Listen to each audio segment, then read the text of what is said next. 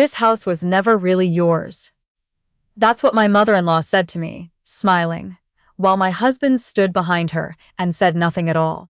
For a second, I actually laughed, because it sounded like the kind of line you'd hear in a soap opera, not something you'd hear in your own kitchen in Mississauga.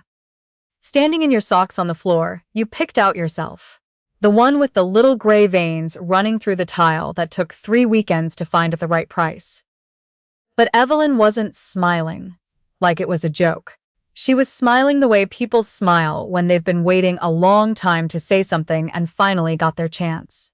11 years. That's how long Marcus and I had been married. We met at a mutual friend's barbecue in Etobicoke when I was 26, both of us a little drunk on cheap rosé.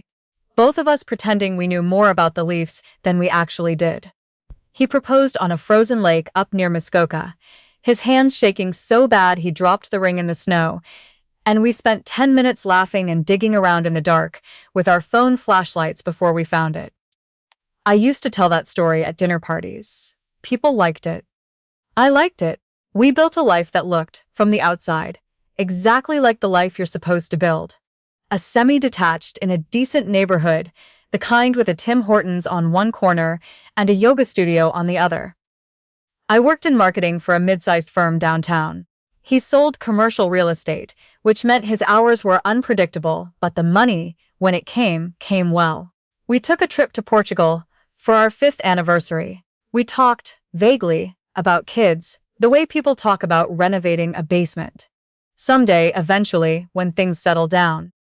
Things never really settled down. But for 11 years, I didn't think that was a problem. I thought that was just what a marriage was. 2 people moving at slightly different speeds, occasionally bumping into each other, mostly fine. The thing about Evelyn is that she never liked me, not from the very first dinner I had at her house, back when Marcus and I were only dating. She had a way of asking questions that weren't really questions. "And what is it you do again?" she'd say. Like she'd forgotten, like my job title hadn't been repeated at every family gathering for a decade. She'd compliment my cooking and then mention, almost as an afterthought, that Marcus used to love a dish she made a certain way, a way I clearly wasn't making it. Small things. The kind of things you let go, because making a fuss feels pettier than the thing itself. What I didn't understand, not for the longest time, was that Evelyn wasn't just cold. She was patient. And patient people, when they finally move with a plan. It started, looking back, about 8 months before that night in the kitchen. Marcus began spending more time at the office, which for a real estate agent who worked mostly from his car and from open houses was already a strange thing to say. He started taking calls in the bathroom, of all places, the fan running so I couldn't hear. He'd come home and seem distracted, answering my questions about his day with single words, his eyes somewhere else entirely. I asked him, more than once, if everything was okay. He always said the same thing. Work stress. The market's tight right now. You wouldn't believe the paperwork. I believed him because I wanted to. That's the part nobody tells you about being lied to for a long time. It's not that you're stupid. It's that you've built a whole life on the assumption that the person across from you is telling you the truth, and dismantling that assumption means dismantling everything else along with it. Easier for a while to just believe him. Then came the dinner. I'd made a roast that night. The kind with the little potatoes that go crispy on the outside. The kind he always asked for on his birthday, even though it wasn't his birthday. I don't know why I remember the menu so clearly, except that I think some part of me already knew I was going to need to remember everything about that evening, every detail like it was evidence. He barely touched it. He sat across from me, pushing the potatoes around his plate, and somewhere around the second glass of wine he set his fork down and said, "We need to talk about the house. Not us, not our marriage. The house." "What about the house?" I asked. He looked at me for a long moment, and something in his face had already decided something before his mouth caught up. "It's in my mother's name," he said. "It always has been. She helped with the down payment back when we bought it, and she put it under her name for tax reasons. I should have told you a long time ago." I sat there with my fork halfway to my mouth, trying to process what he'd just said. Because in 11 years, in every conversation about mortgages and property taxes and home insurance, not once had anyone mentioned that the house I'd spent a decade calling mine actually belonged to a woman who'd never once called me by my first name, without a faint sneer attached to it. "Why are you telling me this now?" I said. And it wasn't really a question. "Because," he said. And here his voice went flat in a way I'd never heard before. Careful and rehearsed, like he'd practiced this part in the car. "I think it's time we separate. And my mother wants the house back." I want to tell you I had some dignified response. I didn't. I laughed, the wrong kind of laugh, the kind that comes out when your body doesn't know what else to do with the shock. "Separate," I repeated. "After 11 years, you want to separate, and the first thing you bring up is the house." "It's not the first thing," he said. "I've been thinking about this for a long time. A long time." Those words landed somewhere deep in my chest and stayed there. "How long?" I said. He wouldn't look at me. "Does it matter?" "It matters to me." He didn't answer. Instead, he reached up and took off his wedding ring, the one we'd picked out together at a little jewelry shop on Queen Street. The one the jeweler had to resize twice because Marcus kept losing weight from stress that year over his real estate exam. He set it on the table between us, the sound of metal on wood, louder than it had any right to be. "I think you should give me yours too," he said. I stared at him. "You're joking." "It was my grandmother's ring." "It's not really. It should stay in the family." I want you to understand something about that moment, because I've turned it over so many times since. It wasn't the ring itself that broke something in me. I never cared much for jewelry, never wore it for the sake of being seen wearing it. It was the casualness of the request. The way he asked for it back, the same way you'd ask for a borrowed phone charger. Like 11 years had been a loan, and now the loan was being called in. I took it off. My hands were steady in a way that surprised me, like my body had already decided to disconnect from what was happening, so I could get through it. I set the ring down next to his. "You should pack a bag," he said. "Tonight, if you can. My mother's already had her lawyer draw something up. It'll be cleaner this way." Cleaner. As if cruelty, delivered efficiently, stopped being cruelty. I didn't argue. I think some part of me already understood that arguing was pointless. That whatever decision had been made long before that dinner. That I was simply being informed of a verdict I had no say in. I packed 2 suitcases with shaking hands, took my laptop, my work files, the framed photo of my late father that sat on the dresser, and I drove to a Holiday Inn off the QEW. Because it was the first place that came up on my phone, and I didn't have the energy to look for anything better.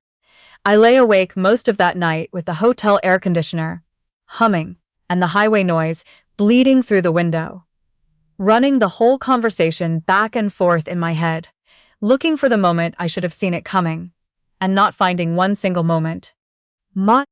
Just a slow accumulation of small lies I'd mistaken for marriage.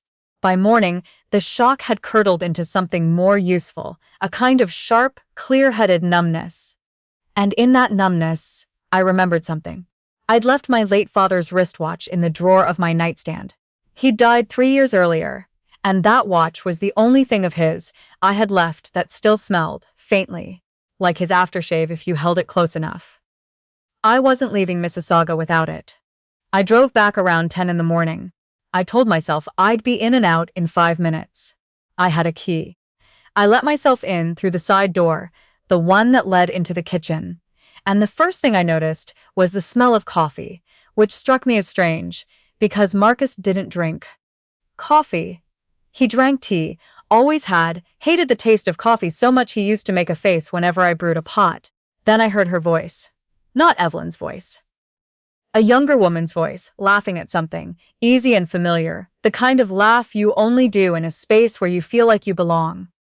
I stood very still in the kitchen doorway. My heart was doing something strange in my chest, fast and uneven, and every instinct in my body told me to turn around and walk back out the door I'd come in through. I didn't listen to that instinct. I walked toward the living room instead. She was sitting on my couch. My couch, the one I'd reupholstered myself 2 summers ago. After the cat, we used to have scratched the original fabric to ribbons. She had her bare feet tucked up underneath her, a mug of coffee balanced on her knee, and she was wearing one of Marcus's flannel shirts, the gray one, unbuttoned over a tank top, like she'd just rolled out of bed in a house that was hers. She saw me first. Her face went through about 3 expressions in 2 seconds.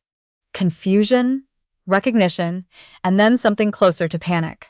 The mug stopped halfway to her mouth. Marcus came around the corner from the hallway. A second later, his hair still damp from a shower. And when he saw me standing there, every bit of color drained from his face. "You weren't supposed to be here," he said. Of everything he could have said in that moment, that was what came out of his mouth first. Not an apology. Not even a denial. Just a complaint about my timing, like I was the one who'd done something wrong by walking into a house I'd been told, less than 12 hours earlier, no longer belonged to me. "I forgot something," I said. My voice came out steadier than I expected. "Clearly, I'm not the only one who's been keeping things in this house." The woman on the couch. She looked to be in her late 20s, pretty in a soft, unguarded way. The kind of pretty that hadn't yet learned to be careful. Set her mug down on my coffee table without a coaster, which under any other circumstance would have irritated me more than it did in that moment. "I should go," she said quietly, not looking at me. "Maybe you should," I said. She gathered a bag from beside the couch. An overnight bag, I noticed, already packed. Like this wasn't her first night there. And slipped past me toward the front door without making eye contact. The door clicked shut behind her, and then it was just the two of us, standing in a living room that had, until yesterday, been the place I came home to. "How long?" I asked again, because apparently I was destined to ask that question twice in 24 hours and get no honest answer either time. Marcus rubbed the back of his neck. "A few months. I'd lived with this man for 11 years. I knew exactly what his face looked like when he was lying. The way his eyes drifted slightly up and to the left. The way his jaw tightened, like he was physically holding the truth in his mouth. How long, Marcus?" He exhaled, long and slow, like a man finally setting down something heavy. "A little over a year. A year. While I was planning our 12th anniversary trip to Charlevoix. While I was sitting up with him at 2 in the morning, when his father had his first cardiac scare. While I was defending him to my own mother, who'd never fully trusted him, he had been building an entire other life, a few exits down the highway. And the house," I said. "Was that ever actually true? About your mother's name?" His silence answered before his words did. "It's true now," he said. "She had her lawyer fix the paperwork about 6 months ago. Before that, it was both of ours. 50-50. Something cold and very clear settled over me then. Clearer than the shock. Clearer than the grief. You and your mother changed the deed on our house 6 months ago, while you were still sleeping next to me every night. I didn't know how to tell you. You didn't know how to tell me you were stealing my house, or you didn't know how to tell me you were sleeping with someone else." He didn't answer that one at all. I noticed then a stack of folders on the kitchen counter that hadn't been there the day before. Or maybe it had been there for weeks, and I simply hadn't been looking closely enough at my own kitchen counter, which is its own kind of sad realization. I walked over before he could stop me and started flipping through them. Bank statements. A property appraisal. A document from a lawyer's office downtown with Evelyn's name on the letterhead as the client. Notes in Marcus's handwriting about asset division, about what he'd be entitled to keep, about a timeline. A timeline. As if my marriage ending had been a project with milestones. "You've been planning this," I said, and it wasn't a question anymore. It wasn't planned, things happened, and then I had to figure out how to handle it properly. "Properly," I repeated. "Is that what we're calling this?" I pulled out my phone and started photographing every page. My hands moving faster than my thoughts, some instinct older and smarter than my shock, telling me that I would need this later. That a woman standing in a kitchen with shaking hands needed to become a woman with evidence before the day was over. "What are you doing?" he asked, and for the first time since I'd walked in, There was real alarm in his voice. "Protecting myself," I said, since apparently nobody else was going to. I left with my father's watch in one hand and my phone full of photographs in the other, and I didn't look back at the house as I pulled out of the driveway, though I could see, in the rearview mirror, Evelyn's car turning onto the street, right on schedule, like she'd been waiting around the corner the whole morning for her cue. The next few weeks were the kind of blur that you only fully understand once you're on the other side of it. I stayed with my cousin in Brampton for 2 weeks while I found a small apartment near the lake, the kind with creaky floors and a view of a parking lot. But it was mine, paid for with my own name on the lease. And that mattered more than I expected it to.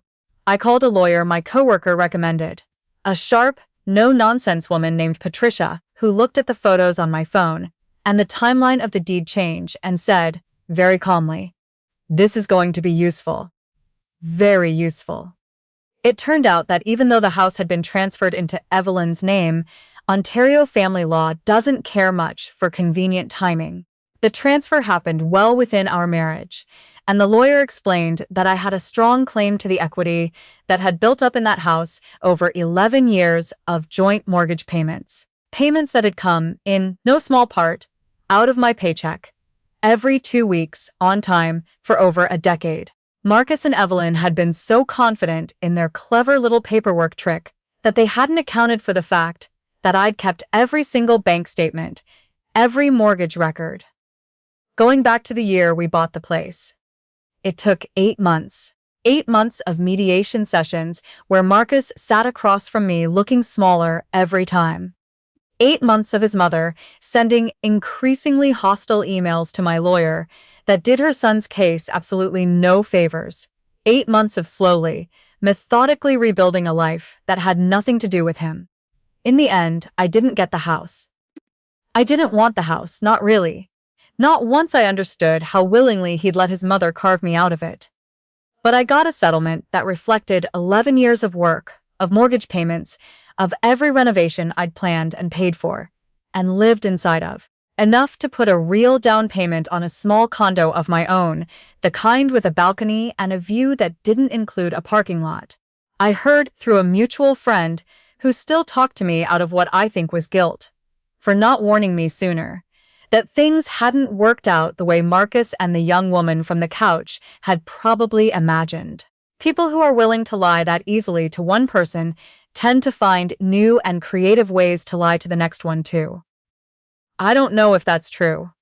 I try not to spend too much time wondering about it because the truth is, it doesn't actually matter to me anymore.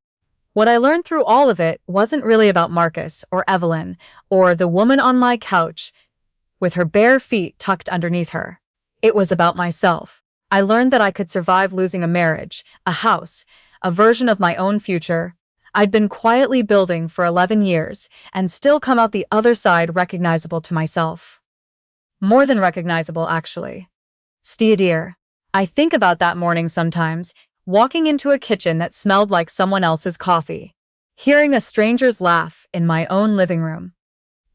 For a long time, I thought of it as the worst morning of my life. Now I think of it differently.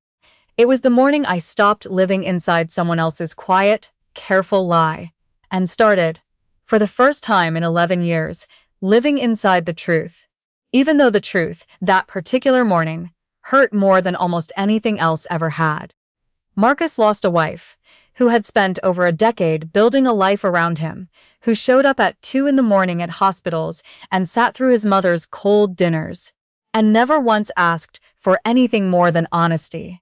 I lost a house with my name quietly erased from the deed, and a marriage that, it turned out, had already ended, long before he ever said a word about it.